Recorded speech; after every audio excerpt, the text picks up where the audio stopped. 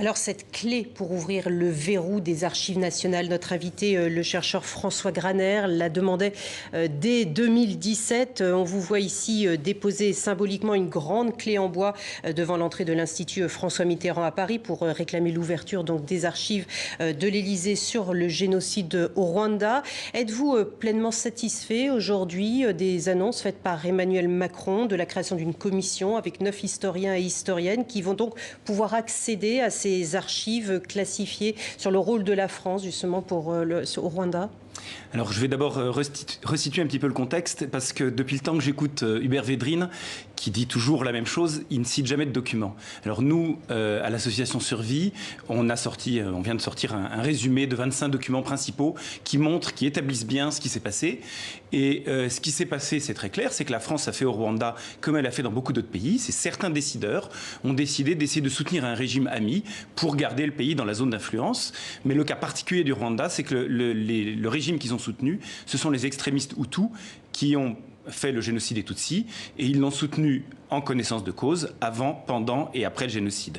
Et donc nous, on analyse aussi dans ce rapport le rôle... dont le titre est Déni et non dit, 25 ans de mensonges et de silence complice. Voilà, et on analyse 6 décideurs et responsables politiques et militaires, dont Hubert Védrine. Par exemple, la vidéo où lui-même reconnaît devant les députés qu'il y a eu des livraisons d'armes qui se sont poursuivies pendant le génocide. Alors maintenant, sur les commissions, il y a déjà eu 2 commission sur ce sujet brûlant, le rôle de la France. Il y en a eu une française, des parlementaires, et une au Rwanda, la commission appelée Mucho. Et les 2 ont trouvé beaucoup de choses en commun, mais en ont tiré des interprétations extrêmement différentes. L'une dédouane la France et l'autre l'accuse complètement. Je vous laisse deviner laquelle est laquelle. Donc, ce qu'on aurait attendu assez logiquement, c'est de dire qu'il faut une commission mixte, rwando-française, reconnue par les 2 côtés, et qui ensuite arrive à faire la synthèse de qu'est-ce qui est consensuel, en se basant surtout sur les faits, plus que sur les interprétations. A préféré confier justement cette commission à des experts en disant que ce n'était pas une étude géographique, mais qu'il fallait au contraire qu'elle soit menée par des experts en génocide, des experts en documents de l'État, etc. Alors, voilà. Donc c'est pour avoir une impartialité totale. Vous n'êtes pas d'accord avec cette argumentation?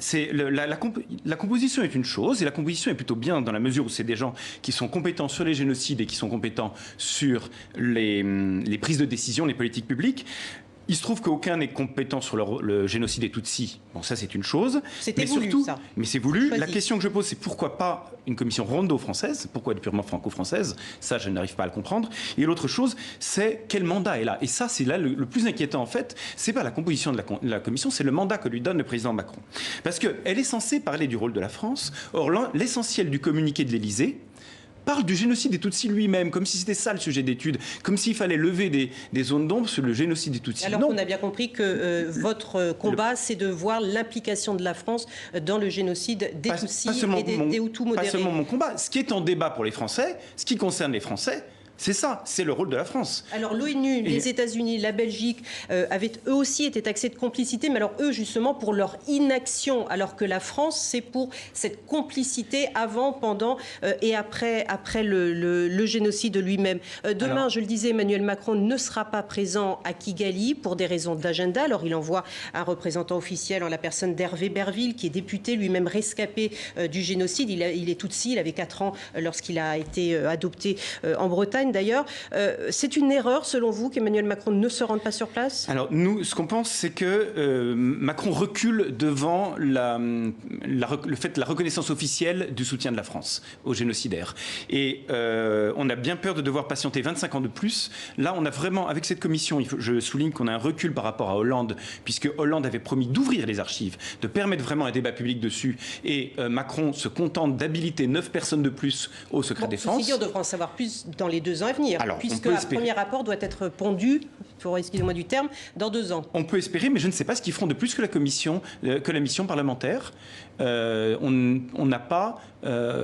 sait pas en plus ce qu'ils vont faire, puisqu'il n'y aura pas de... Comment dire? On peut espérer qu'ils seront peut-être plus neutres que les parlementaires, c'est ça qu'on peut espérer. Mais par contre, on a l'impression que c'est un peu un prétexte pour Macron pour reculer la reconnaissance officielle et pour ne pas faire de déclarations reconnaissant le rôle de la France cette fois. Et le rôle qu'il est, vous avez parlé de la Belgique, des États-Unis et d'autres, la communauté internationale, on lui reproche sa passivité. La France, ce qu'on lui reproche, c'est un soutien actif, un soutien en connaissance de cause, puisque la France était les mieux informés, et un soutien qui a eu un effet sur le crime commis. Alors je dis la France, il s'agit de quelques décideurs français que nous citons précisément. Donc ces 3 points, c'est ça qui qualifie la complicité, même si on n'a pas d'intention de génocide. C'est ça qui fait soutien actif, en connaissance de cause et avec un effet. C'est ça qui fait la complicité. Merci beaucoup François Graner d'avoir été notre invité. Donc déni et non-dit, un rapport que vous retrouvez également sur le site de l'association Survie. Et puis j'en profite pour montrer votre dernier ouvrage, Le sabre et la machette, officier français et génocide Tutsi, aux éditions Tribord. Merci beaucoup monsieur d'avoir été notre invité. Merci.